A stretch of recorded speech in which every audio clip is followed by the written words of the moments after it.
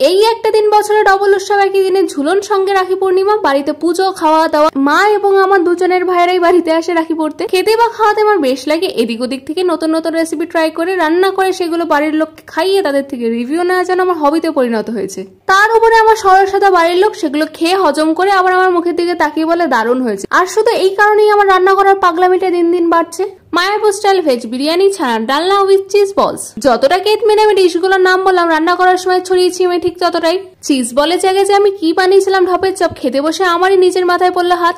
তাও আমার মা স্বীকার করলোই না কিছুতেই, বলে না না বেশ ভালো হয়েছে। শুক্রবার দিন যেহেতু পূর্ণিমা লেগে গেছিল দুপুরে 1টায়, তাই ওই দিনই হয়েছে আমাদের বাড়িতে পুজো। 3:30টার সময় এলো পুরোহিত কাকু। তারপর পুজো শেষে খেলাম সিন্নি প্রসাদ। গবু আর লালিকে রাখি পরিয়ে দোলনায় বসিয়ে দিলাম কিছুক্ষণ দোল, সঙ্গে কয়েকটা ফটো তুলেছি বেশ সুন্দর। পূর্ণিমা শেষ না হওয়া পর্যন্ত আজকের দিনে তো ওরা দোলই খাবে, তাই জন্যই তো আজকের দিনকে বলে ঝুলন উৎসব। শনিবার দিন বিকেল বেলা এসেছিল ভাই আর দাদামণি, ওদেরকেও এবারে আমি ফুল রাখি পরিয়েছি। আর রাতে এসেছিল রাঙা মামা মায়ের থেকে রাখি পড়তে।